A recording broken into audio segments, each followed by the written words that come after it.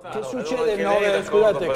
il 9 novembre a Venezia, avvocato? Allora, il 9 novembre a Venezia c'è un evento straordinario, una manifestazione che vedrà la partecipazione di molte migliaia di persone, dalle adesioni che ci sono già state. Una manifestazione organizzata da Indipendenza Veneta, però trasversale, quindi sono invitati tutti i cittadini e ci sarà un evento unico nella storia, perché faremo un collegamento in diretta video con Barcellona. Io sarò a Barcellona, che è la capitale della Catalogna, per collegare queste due realtà che stanno rivendicando, stanno esercitando con difficoltà, perché gli stati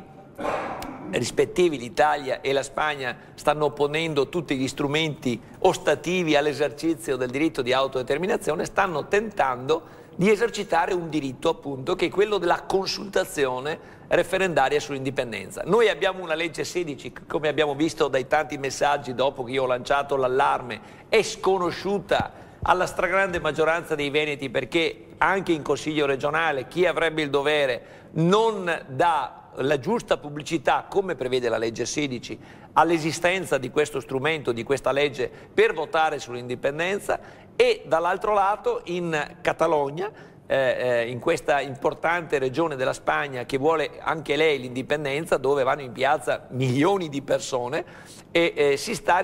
cercando di esercitare un diritto che il governo spagnolo, il Tribunale Costituzionale spagnolo cercano di ostacolare. Quindi un ponte tra Venezia e Barcellona in nome del diritto, della libertà, in nome dell'autodeterminazione, perché il futuro deve essere scelto e definito dalla gente, non può essere imposto dall'alto, dagli stati. Un futuro di libertà e quindi un futuro di indipendenza. Ci sarà quindi una conferenza stampa in diretta, avremo dall'altra parte delle autorità anche della Generalitat, quindi del Parlamento catalano, avremo Marc Gaffarot, avremo il professor Bassani, avremo una schiera di amici che vengono là per creare questo legame ideale, direttore, mi consenta, che avrebbe dovuto essere gestito dal Presidente della Regione Veneto. Domenica doveva esserci a Venezia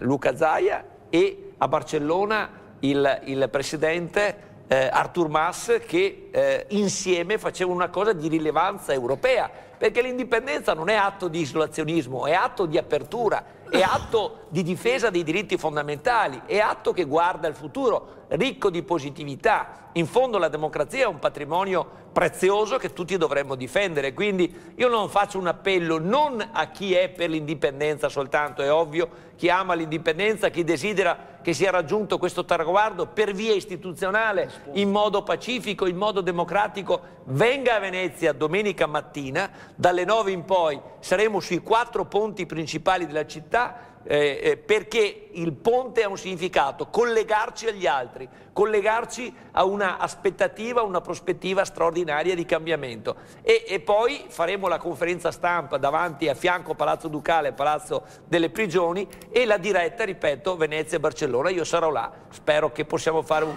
momento di storia insieme.